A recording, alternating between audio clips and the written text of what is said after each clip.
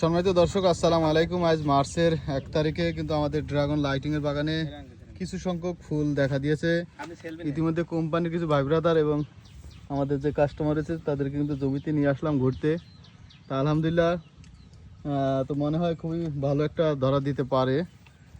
আমরা জায়গায় জায়গায় কিছু একটা দেখা যাচ্ছে, এই যে বাট আসছে। আর কোথায় তা সব মিলে না, এটা হচ্ছে বাট না কুশি, বাটা আছে। তা সব মিলে হয়তো ভালোই সম্ভাবনা রয়েছে। দেখা যাক, আমার ভিতরে সে পরিমাণ এখনো দেখা দিইনি। হ্যাঁ, দেখা দিয়েছে। এই যে এখানে, এই যে এখানে আছে মেলাই একটা, এখানে এখানে এই যে, ঠিক আছে।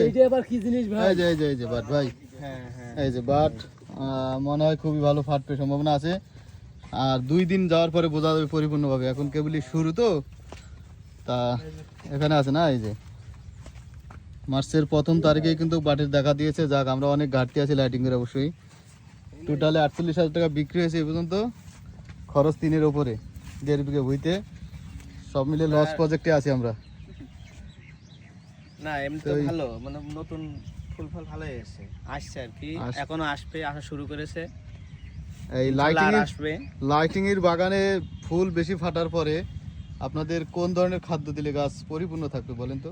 আপনার বায়োফার্টি আছে, তারপরে হিউমিস্টার আছে, আপনার বায়োফার্টি প্লাসটা যদি গাছের হচ্ছে আপনার ইয়েতে ডুগা স্প্রে করেন, খুবই ভালো চমৎকার রেজাল্ট পাবেন।